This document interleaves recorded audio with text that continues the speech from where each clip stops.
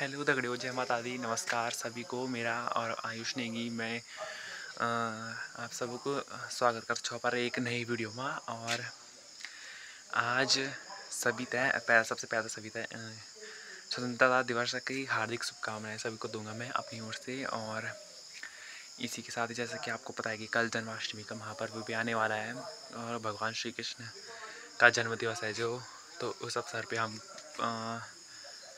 कृष्ण भगवान की पूजा भी करेंगे। तो वो लोग हम कल करेंगे फिलहाल। पर जो आज मैं दिखाना चाहता सकता ही कि आज मैं क्या कर लूँ। तो आज मैं सब ले एकम ले सब एकम दिखा में कुछ ये एकम जो तुलसी डाल है एकम तुलसी के पेड़ है बहुत से यहाँ पे अलग अलग वैरायटी के तुलसी के पेड़। तो यूँ तुलसी डाल से जो यूँ देखो क्या झुरमुट हुई इतना मतलब बड़ डाल हुई नहीं सब। तो यूँ झुरमुट बड़ा ढेर वन के बुला कि बड़ डाल जन झाड़ी नुमा हुई नहीं सब। तो यूँ कभी यूँ तो मैं अभी ठीक कर लूँ। तो यूँ तो भी दिखाओ मैं आपका है। देखो यूँ तुलसी डाल संजू यूँ की थोल देखो यहाँ पे देखो एक हम हमारे माता से भगवती माता एक हम विंध्यवासिनी देवी छन जो हमारे स्थापित करी म्यार स्थापित भी बनने करी मतलब मणि चुके कम हाँ विंध्यवासिनी देवी से एक बार आगो ना। तो यूँ एक हम रखे म्यार तुलसी डाला थोल हम रखे म्यार होता है। तो यकन अभी देखो कि बारिश का टाइम बरखा टाइम मतलब बरसात का सीज़न है। तो यहाँ पे ये सारा कुछ नीचे ऐसे हो रखा नीचे का हाल है। देखिए सारे काय लग रखे हैं यहाँ पे और फिर पत्ते गिर गए सारे। तो मैंने यहाँ पे वो नहीं की सफाई। तो यहाँ पे उसका कारण कोई बात और की थी। उसका कारण ये था कि उस बात की मतलब कोई मतलब वैसी बात और की थी। तो हमने इसको छुआ नहीं टच नहीं किया मतलब नहीं छेड़ रहे। तो पूजा पाठ वाली चीज़ों से दूर रहते उस समय। तो यहाँ पे फिर ये हुआ कि तब मैंने यहाँ पे सफाई भी नहीं की फिर हाथ नहीं लगाया मतलब तो सफाई भी नहीं की। तो फिर तब देखो या कि हालत भी गई देखो कितना वन डाल गई बड़े बड़े बरखन तो बड़े ही नहीं है। देखो ये हमारी माता रानी है ये देखिए। और उनके भी कैसे हो रखे वस्त्र जो कपड़े हैं उनके वो भी अलग ही हो गए। और पहले मैं एकम सफाई कर लूँ पहले पूरा एकम साफ सफाई कर लूँ। और यूँ कथा सुनाने से पहले मैं एकम साफ सफाई कर दूँ और तब तुम यूँ कथा सुनाओ विस्तार से। तो कथा सुना कौन तैयार रही तुम। सो फाइनली दोस्तों मैंने भी अब माता को स्नान करा दिया माता को और यहाँ पे साफ सफाई करके अच्छा लग रहा है। अब आपको दिखाता हूँ मैं यहाँ पे कैसा लग रहा है।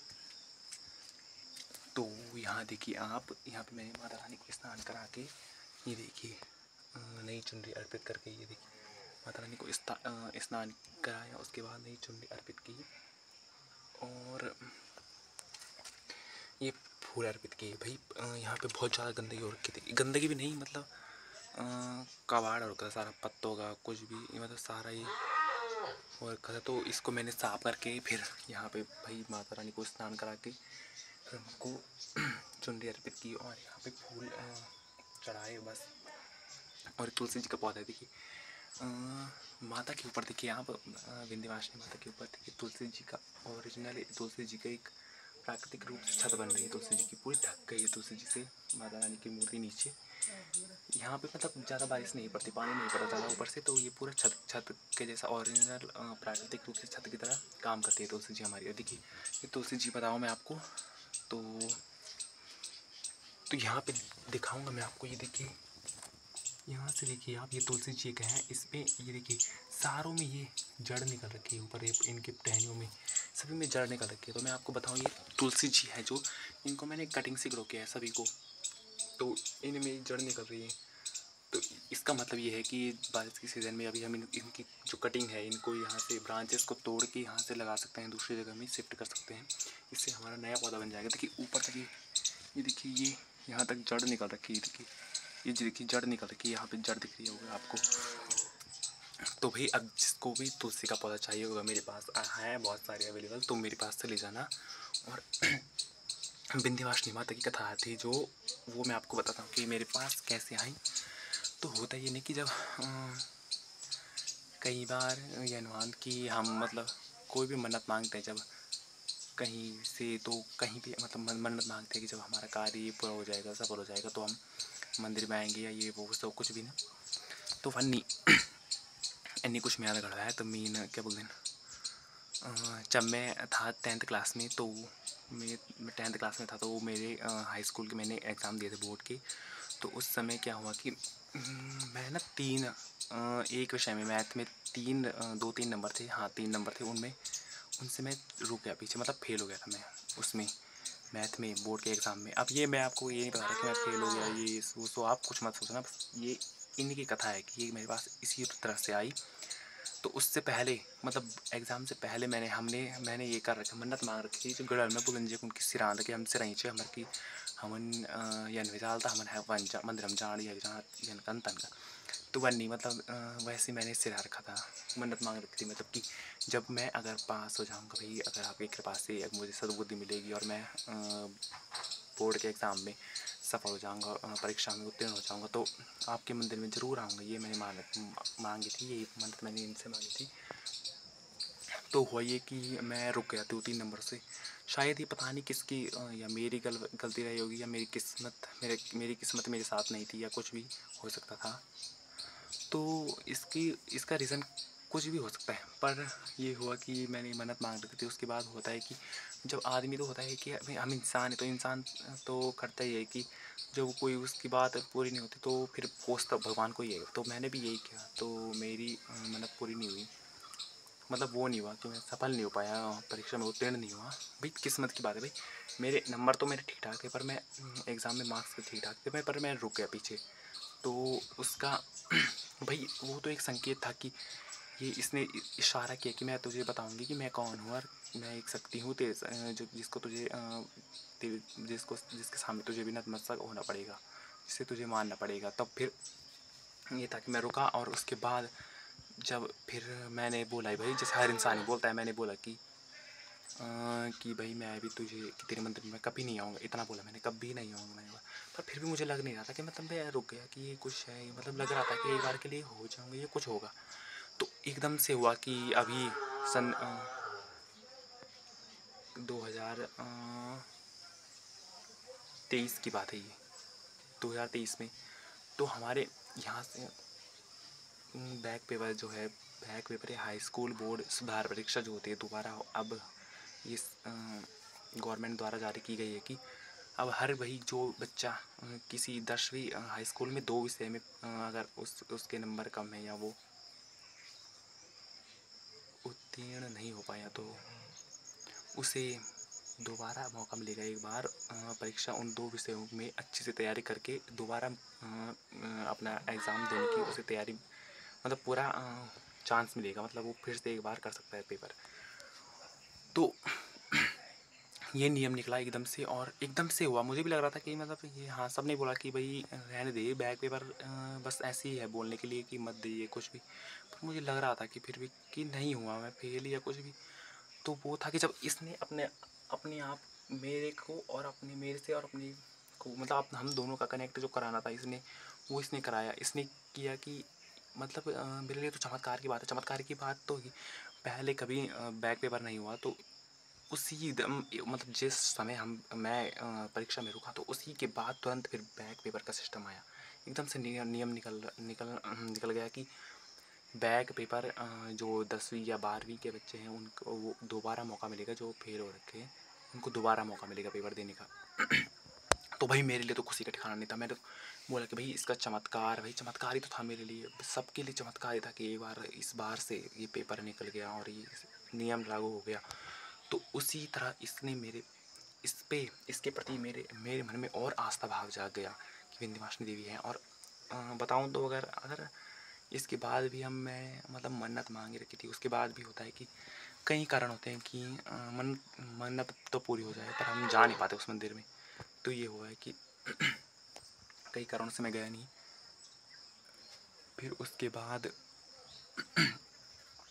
कोई मतलब कई बातें होती रही कि हम गए नहीं। नवरात्रि 2-3 नवरात्र आए, उसके बाद ही हम तब भी नहीं गए मंदिर में, इस विंध्यवासिनी माता के मंदिर में। तो मैं ये करता था कि इन्हें मैंने पहले ला रखा था अपने घर में, ये पिंडी है मतलब पत्थर ही है एक। तो वो कहते हैं ना, मानो तो पत्थर ना मानो तो भगवान, ओ ना मानो तो पत्थर और मानो तो भगवान। क्योंकि मानने से सच्ची भावना, सच्ची श्रद्धा भावना होनी चाहिए। अगर वो है आपके मन में, तो आप पत्थर को भी भगवान बना सकते हो। भगवान में भी, पत्थर में भी प्राण आ जाएंगे अगर आपके मन में सच्ची श्रद्धा भावना है तो। वही हुआ मेरे साथ।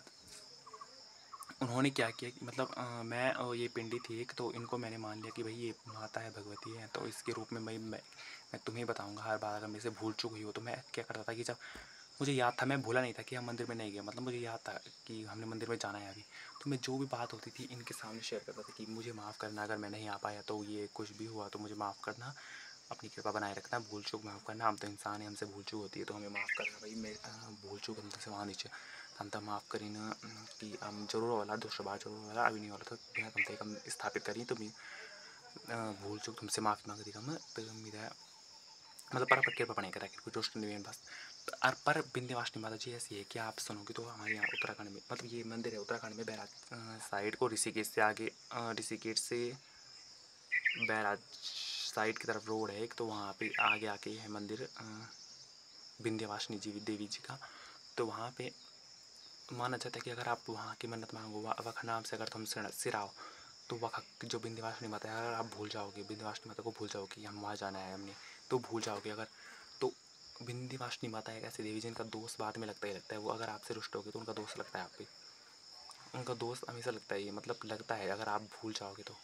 हाँ, तब इसी बात से भाई मैं इनमें बोलता था कि कोई ऐसा कार्य ना हो जाए कि रुष्ट ना हो जाए हमसे, तो मैंने इनसे माफ़ी मांगता था कि यहाँ पे जाके कि हाँ भाई भगवती माता हमें माफ़ करना, मैं तुझे मान रखा, तो कृपा बनाए रखना, बस यही अपनी छत्र छाया रखना, भूल चूक माफ़ करना। फिर उसके बाद बहुत समय बाद हम गए फिर विंध्यवासिनी माता मंदिर में, तो उसके बाद मतलब तब तक कुछ नहीं हुआ, ऐसे ही कृपा रही इस भगवती माता की कि कुछ नहीं हुआ। मैंने इसको मान रखा था तो यहाँ पे मान रखा था माता भगवती को, तो इनकी कृपा ऐसी रही कि मतलब मैंने इनके सामने बोलता था वो सब कुछ, पर हुआ कुछ नहीं हुआ, मतलब अक्सर भगवती की कृपा से कुछ हुआ नहीं, माता की कृपा से जैसा होता है कि अगर हम नहीं जाते तो कुछ भी, मतलब अगर मैंने मन्नत मांग रखी थी एक बार के लिए कि भगवती की रुष्ट होना कुछ भी है, कुछ भी बात नहीं हुई, मैंने सब इनके सामने बोले कि मुझे माफ़ कर देना, कोई भी भूल चूक हुई हो तो मेरे से माफ़ी मांगना, हम ज़रूर आएंगे, दूसरी बार आएंगे, ज़रूर आएंगे, पक्का आएंगे। पर फिर तब तक मतलब हम ठीक ठाक रहे, फिर ये मतलब यही हुआ कि इनकी कृपा रही मेरे पे, तो इस यही कारण है कि ये मेरे घर में आई, और इनकी कथा है ये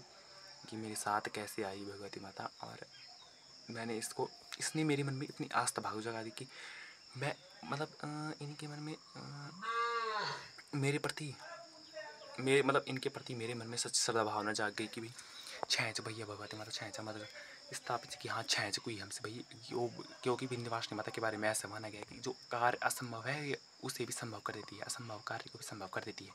तो भाई जो कार्य था कि 10 में मतलब मैं बोर्ड परीक्षा में कोई दोबारा मौका नहीं मिलता, जो फेल हुआ वो फेल हुआ, मतलब अनुत्तीर्ण हो वो अनुत्तीर्ण रहेगा, दूसरी बार उसे पेपर देना पड़ेगा दूसरे साल।